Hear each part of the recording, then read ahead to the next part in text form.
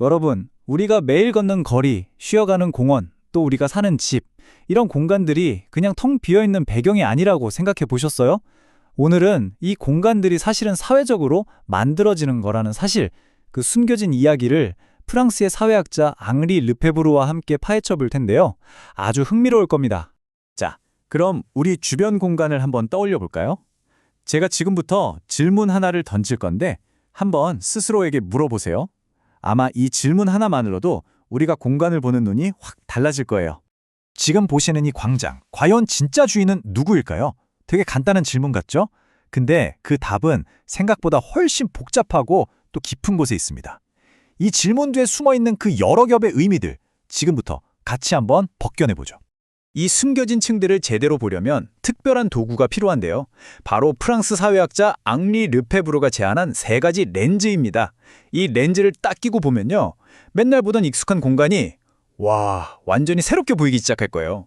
르페부르의 핵심 주장은 진짜 파격적이에요. 뭐냐면 공간은 그냥 텅 빈 무대가 아니라는 거예요. 우리의 행동, 또 보이지 않는 어떤 권력, 그리고 자본의 흐름 같은 것들이 섞여서 끊임없이 만들어지는 사회적인 산몰이라는 거죠. 자, 첫 번째 렌즈, 바로 지각된 공간입니다. 이건 말 그대로 우리가 몸으로 느끼고 경험하는 공간이에요.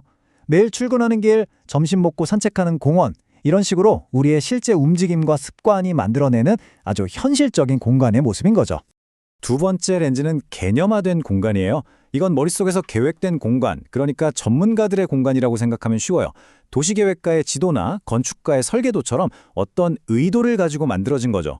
사람들은 이 길로만 다녔으면 좋겠어, 여긴 이렇게 사용해야 해 하는 그런 질서와 통제의 시선이 담겨있는 공간입니다. 그리고 마지막 세 번째 렌즈가 정말 중요한데요. 바로 체험된 공간입니다. 이건 우리 마음속에, 가슴속에 존재하는 공간이에요. 지도에는 표시되어 있지 않지만 나한테는 세상에서 가장 특별한 곳들 있잖아요. 첫 데이트했던 그 골목길이라던가 친구들이랑 밤새 이야기꽃을 피웠던 공원 벤치 같은 곳들. 바로 우리의 기억과 감정이 스며들어서 완성되는 공간인 거죠. 자, 그럼 한번 정리해 볼까요? 이 표를 보시면 딱 감이 오실 거예요. 지각된 공간은 우리의 실제 행동으로, 개념화된 공간은 계획과 권력의 의도로, 그리고 체험된 공간은 우리의 기억과 감정으로 채워집니다. 이 세 가지가 한 장소에서 막 뒤섞이고 때로는 부딪히면서 우리가 지금 경험하는 바로 그 공간이 되는 거예요. 좋습니다. 그럼 이 세 가지 렌즈 실제로 어떻게 작동하는지 한번 봐야겠죠? 우리한테 아주 익숙한 장소, 광장을 예로 들어서 이 렌즈들을 직접 한번 껴보겠습니다. 여기서 진짜 중요한 포인트는 이 세 공간이 완전히 별개의 세상이 아니라는 거예요. 오히려 한 장소 안에서 서로 겹치고 영향을 주고받고 때로는 막 충돌하기도 하면서 얽혀 있다는 거죠. 자, 여기 어떤 도시의 광장이 있습니다. 첫 번째 렌즈, 지각된 공간으로 한번 볼까요? 저기 벤치에서는 직장인들이 점심을 먹고 있고 저쪽 길로는 사람들이 바쁘게 지나다니네요. 한쪽에서는 스케이트보더들이 모여서 기술을 연습하고 있고요. 네, 이렇게 사람들이 실제로 공간을 사용하는 모습, 이게 바로 지각된 공간입니다.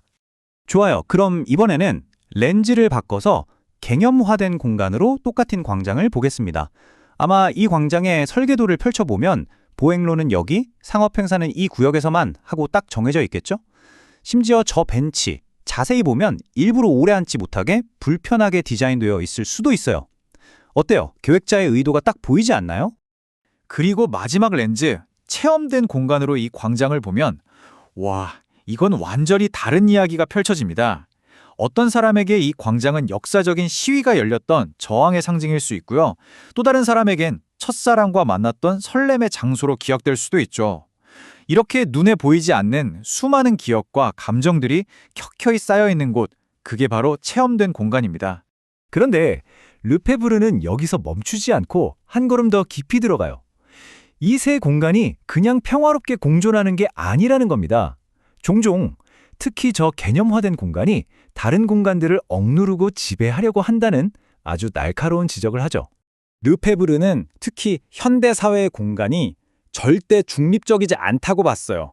오히려 권력과 자본의 이익을 위해서 아주 치밀하게 계획되고 통제되는 지배받는 공간이라고 비판한 거죠.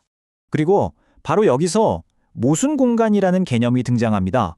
이게 뭐냐면 겉으로 보기에는 모두를 위한 공간이라고 포장되어 있는데 막상 그 계획의 결과를 뜯어보면 실제 사람들의 필요와는 전혀 다른 거예요. 그래서 결국 특정 계층의 이익만 챙겨주고 사회적 불평등을 더 키우는 그런 공간, 이게 바로 모순 공간이라는 겁니다. 도시 재개발을 예로 들면 이해가 쉬워요. 계획의 목표는 항상 그럴듯하죠. 모든 시민을 위한 활기찬 공간 조성.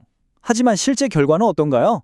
상업시설이 들어서고 임대료가 치솟으면서 원래 거기 살던 사람들과 작은 가게들은 다 쫓겨나고 말죠. 겉은 번지르해졌지만 누군가의 삶은 송두리째 뽑혀 나간 겁니다. 이게 바로 르페브르가 말한 모순 공간의 맨 얼굴이에요. 자, 그럼 우리는 이런 지배 공간 앞에서 그냥 좌절만 하고 있어야 할까요? 르페브르는 아니라고 말합니다. 오히려 우리 시민들이 공간의 주도권을 되찾을 수 있는 아주 강력한 길을 제시하거든요.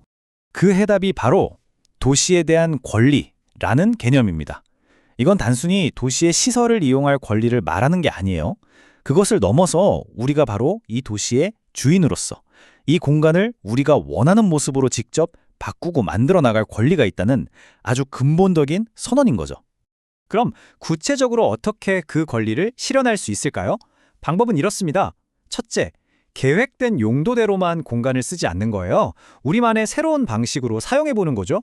둘째, 그 공간에 우리만의 새로운 의미와 공동의 기억들을 입히는 겁니다. 이렇게 하다 보면 획일적인 공간이 다양한 삶의 이야기가 살아 숨쉬는 우리만의 차이 공간으로 재탄생하게 되는 겁니다. 결국 르페브르가 말하고자 했던 최종 목표는 바로 공간의 민주화입니다. 소수의 전문가나 권력자가 위에서 아래로 찍어 누르듯 공간을 만드는 게 아니라 그 공간에서 살아가는 수많은 시민들이 각자의 목소리로 또 각자의 색깔로 함께 공간을 만들어 나가는 과정, 바로 그게 진짜 공간의 민주화라는 거죠. 자, 오늘 우리는 공간을 전혀 다르게 읽어낼 수 있는 세 개의 렌즈를 손에 넣었습니다. 이제 이 렌즈를 끼고 여러분이 매일 지나는 동네를 한번 찬찬히 둘러보세요. 여러분의 동네는 과연 어떤 이야기를 품고 있나요? 그곳에 지각된 공간, 개념화된 공간, 그리고 체험된 공간은 각각 어떤 모습인가요? 한번 생각해 보시면 정말 흥미로운 것들을 발견하게 될 겁니다.